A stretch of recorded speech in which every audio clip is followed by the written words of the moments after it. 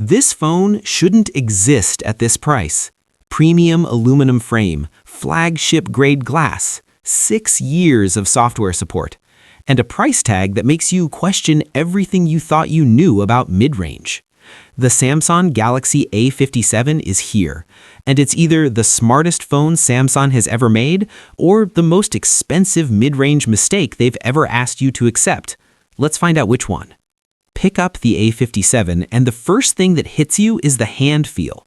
Samsung has moved to Gorilla Glass Victus Plus on both the front and back, wrapped in a cold, precision-grade aluminum frame. It doesn't feel like a mid-range phone. It feels dense, intentional. Honestly, it feels more premium than the base Galaxy S24. At just 6.9 millimeters thin, it's the slimmest A-series Samsung has ever produced, half a millimeter thinner than last year, but the difference registers immediately in hand. Here's the paradox, though. You power on this luxury-feeling hardware, and you're immediately greeted by 3 pre-installed bloatware games. It's a jarring reminder that even at $549, Samsung hasn't fully left the mid-range sandbox behind.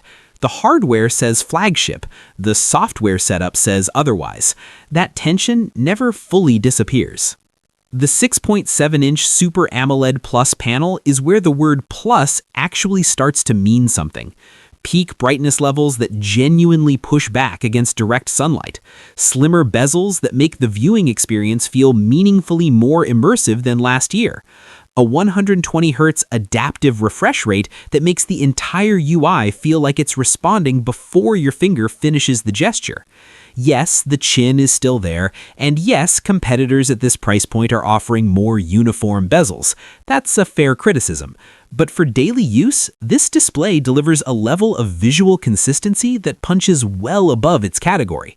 It won't make you forget an S-Series Ultra, but as a daily driver screen you live with every single day, it's close to flawless.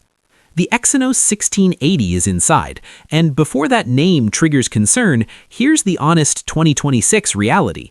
The conversation around this chip isn't about raw benchmark numbers anymore. It's about stability and longevity. Paired with up to 12 gigabytes of RAM, the A57 is genuinely fast in daily use. Apps stay loaded in memory. Multitasking is smooth. Heat management during sustained usage is surprisingly disciplined, more so than previous Exynos generations. But the real performance headline isn't the chip. It's the promise attached to it. Samsung is committing to 6 years of OS updates for the A57. 6 years. This phone is engineered to remain relevant and secure until 2032.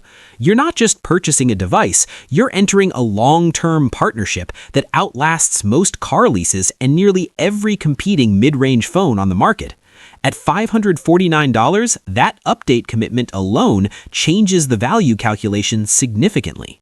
The hardware configuration is familiar, a 50-megapixel main sensor, ultra-wide, and macro, but the story in 2026 isn't the sensor count, it's what the software does with the data. Samsung's upgraded AI image processing is doing serious heavy lifting here. HDR on selfies is cleaner and more natural. Low-light shadow detail is genuinely improved, pulled from scenes where previous A-series cameras would have given up. The results are reliable and consistent, which matters far more in daily use than occasional spectacular shots. But here's where the honest conversation gets uncomfortable. At $549, there is still no dedicated telephoto lens. You're relying on digital crop for zoom, and in 2026, that gap is increasingly difficult to defend at this price point. The camera system is good. For the money, it should be better. And then there's the decision that will frustrate enthusiasts most. To achieve that ultra-slim 6.9mm profile, Samsung made a trade. The micro SD card slot is gone, permanently. No expansion, no workaround. You get what's in the box, and that's the end of the conversation. Some users won't care. Others will consider it a deal breaker. Both reactions are completely reasonable. Here's the honest assessment of the Galaxy A57. This is not a revolutionary phone.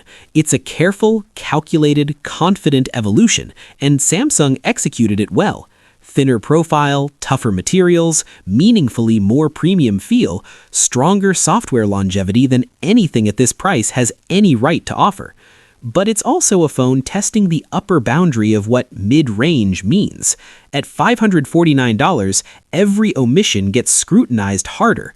No telephoto, no expandable storage, bloatware at launch. These aren't deal breakers in isolation, but together they're the friction points that remind you exactly where this phone sits in Samsung's lineup. If you're coming from a phone that's 2 or 3 years old, this will feel like stepping into a different era.